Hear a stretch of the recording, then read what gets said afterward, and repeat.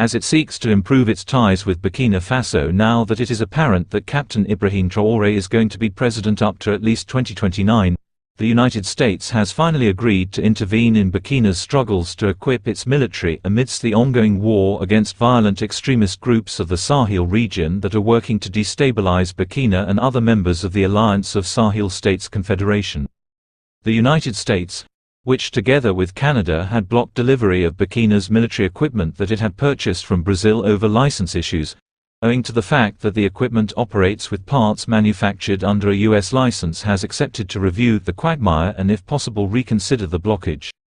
Through the new U.S. ambassador to Burkina Joan Lockard, who paid the Burkina Prime Minister Dr. Apollinaire Joachimson Tambèla a courtesy visit today on July 23, 2024, the United States has pledged to intervene in Burkina's struggles and said that it will do all it can to support the Burkina military face its adversities.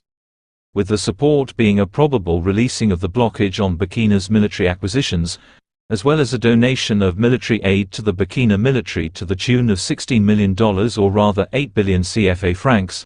And before we proceed, this is what the ambassador had to say in a media briefing moments after their exchanges. Today was my first meeting with the Prime Minister since my arrival, my second arrival here in Burkina Faso. A conclusion among you is perhaps that I was here between 2006 to 2009 and I worked with many in the press and in civil society as director of the American Cultural Center. I wanted to return here to Burkina because the Burkinabe people touched my heart a lot. I know the spirit of the Burkinabe people. I know at this time, there are many challenges here in the country.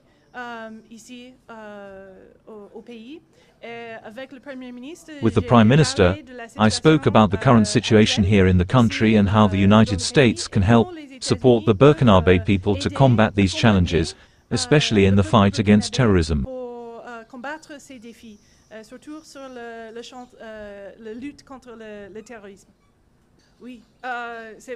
Yes, it is true that the situation has changed a lot, but the United States has never abandoned the Burkinabe people. In fact, at that time, we delivered a little insistence in the projects with the civil security forces to combat terrorism to the amount of $16 million per year, and we will continue from there.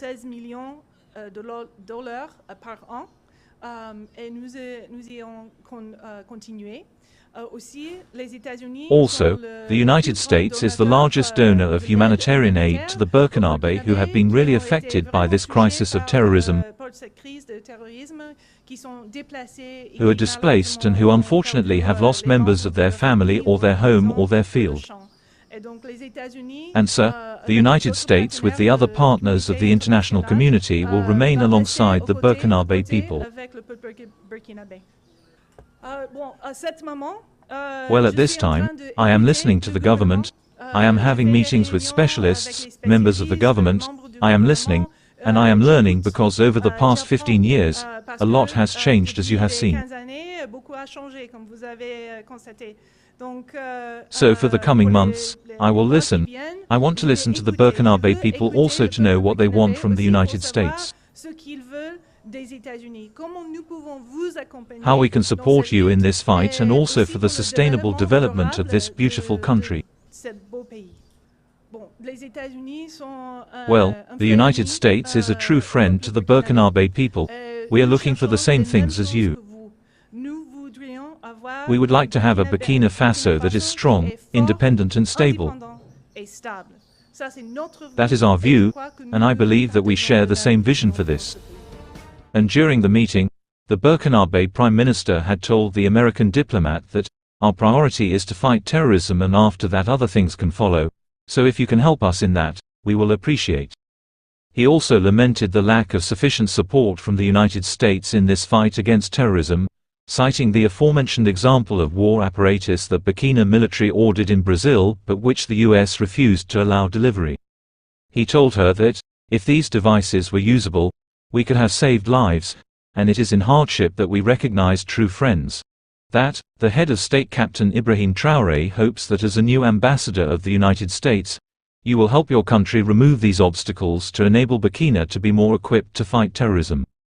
Those attacking Burkina Faso are coming with weapons, and the military must also have weapons to retaliate, and no construction is possible without safety, and Burkina Faso is in search of stability and is looking for the help that will enable it to achieve it, the Prime Minister said.